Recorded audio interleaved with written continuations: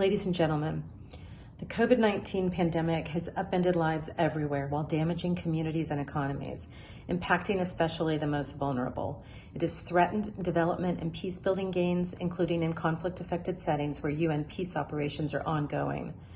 This year's review of the UN peacebuilding architecture, while carried out virtually over online platforms, offered opportunities for member states, UN entities, regional organizations, civil society organizations, and local peace builders to reflect on peacebuilding and sustaining peace in these turbulent and uncertain times. Even more than the review 5 years ago, emphasis was repeatedly placed on the importance of multilateral, multidimensional, people-centered, and whole-of-society approaches. Simply put, this means that peacebuilding cannot be separated from the Sustainable Development Goals, the protection and promotion of human rights, the quest for gender equality, and the imperative of leaving no one behind. The mutually reinforcing reforms of the Secretary General aim to ensure that the UN has the nimbleness and flexibility required to efficiently and effectively meet 21st century challenges. Accountability has been enhanced across the system, including through the delegation of authority. Leadership and field-level capacity have been strengthened, along with collaboration across the pillars of the UN system. But we can do more collectively. Let me articulate 5 points. First, to encourage people-centered approaches, the UN system and member states must continually review and adapt peace operations to make them more responsive to the evolving nature of conflict and to changing needs on the ground. Following the logic of the primacy of politics, bridging divides and fostering inclusive, rights-based approaches are essential to building and sustaining peace.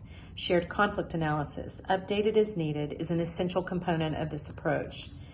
Peace operations will only be successful over time if they are integrated effectively with development initiatives to advance national peacebuilding priorities, such as equitable access to public services, inclusive and just institutions, and sustained efforts to foster social cohesion at all levels of society.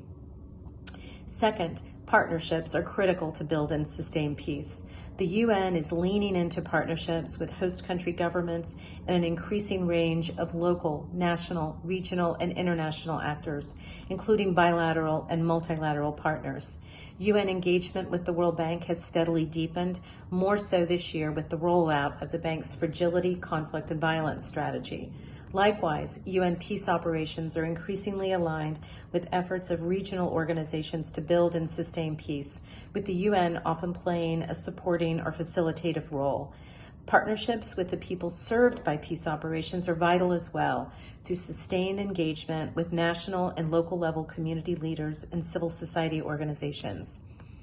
Third, the advisory role of the Peacebuilding Commission to the Security Council should be leveraged more strategically to engage the multilateral system in the multidimensional quest for peace. With its focus on national ownership, the Commission has the scope and ability to convene a wider range of actors in support of national peacebuilding priorities. It has done so with increased frequency this year to better identify and help to address the impact of COVID-19 in a growing number of conflict-affected countries and regions. Fourth, we know that creating space for women and young people in peace and political decision-making processes are investments in sustainable peace. Last year, the Gender and Youth Promotion Initiative of the Peacebuilding Fund allocated nearly 1/3 of its $40 million allocation to civil society organizations. Half of this amount was invested in youth leadership, making it the largest funding initiative in support of the youth peace and security agenda.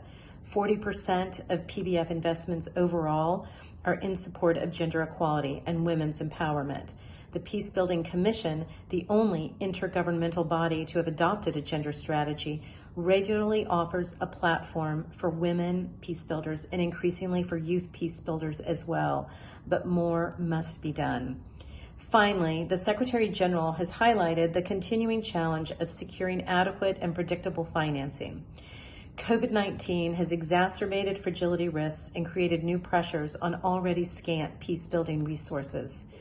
The Secretary General has stressed the importance of using programmatic funding to support mandated peace-building activities in peacekeeping settings, especially during mission drawdowns, to operationalize nationally owned and led peacebuilding programs. The PBF's new strategic plan prioritizes investments in transition settings to support the transfer of responsibilities and capacities from peace operations to national and development actors, including UN country teams. The emerging concept of good peace-building donorship, embraced by the Secretary General and championed by member states such as Sweden, is an opportunity for donors to ensure that funding is more predictable, targeted, and coordinated across different actors, helping to break silos across the multilateral system, avoid duplication of effort, and ensure inclusion in the design of national peace-building strategies. I leave you with these thoughts, and I wish you productive discussions. Thank you.